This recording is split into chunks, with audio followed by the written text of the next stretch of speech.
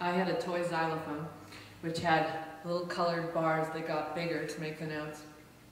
And we sit up on the stage and we sang the first line, the first two lines of the song, which were, "He's a modern lad, looks just like a cigarette ad." That's the rhyme part. "Wears silk underwear," and the entire room erupted. Do you remember that? Yes. Yeah, all these women are screaming and they thought it was just so funny. Then we added a drum machine to the band. Drum machines are never late to practice. Yeah. You don't get mad. And they don't drink all your beer either, so there's benefits. I'd played guitar since I was 7, and this will come up with probably all of the females that play guitar that you will talk to. You are told, back in the day, you were told, "Oh, you're a girl.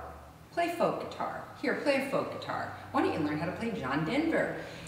No one started with, "Oh yeah, you want to play guitar? Here's a Les Paul. You're gonna play rock." But when I was in high school, I found out that Ann Wilson from Heart went to my high school, and that was a revelation. I had never before kind of thought, "Oh, I want to be a rock star, and how do I get there?" Oh, well, there's this person that has become a rock star, and she came from where I came from.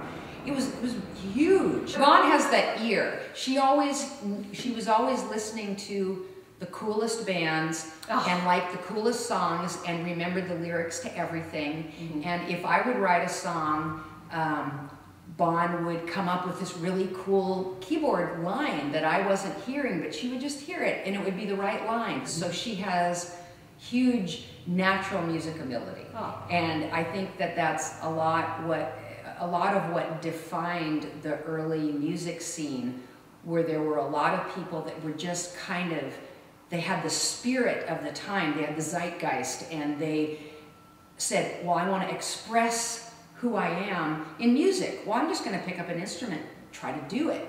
And maybe they didn't have there wasn't that sense that you had to have formal training to get up there and try. It was more about heart.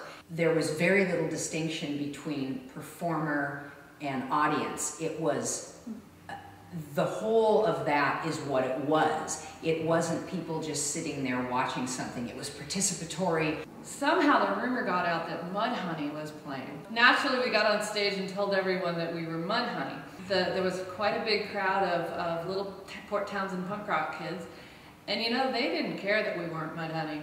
They were all over what we were doing. It was one of the best shows we ever did. They just wanted to have a good time. When that grunge thing happened, you saw lots of bands that were maybe more psychedelic power pop saying, "Do we need to fuzz up our guitars? Do we need to speed up? What do we need to do?" And you'd hear people with their next album or their next single kind of trying to be grunge, and that was a real mistake, because suddenly there was a homogeneity that wasn't at all there before grunge. There were a number of bands that had women in them but were not girl bands, and I'm sure that our experience is the same as many other women in rock, in that if you say you're in a band, they go, "Oh, is it a girl band?"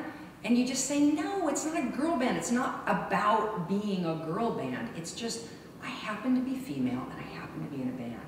And that was a distinction that you had to kind of make over and over again. Definitely, for me, the favorite part of being a musician was performing on stage. I love it. I loved it. I still love it.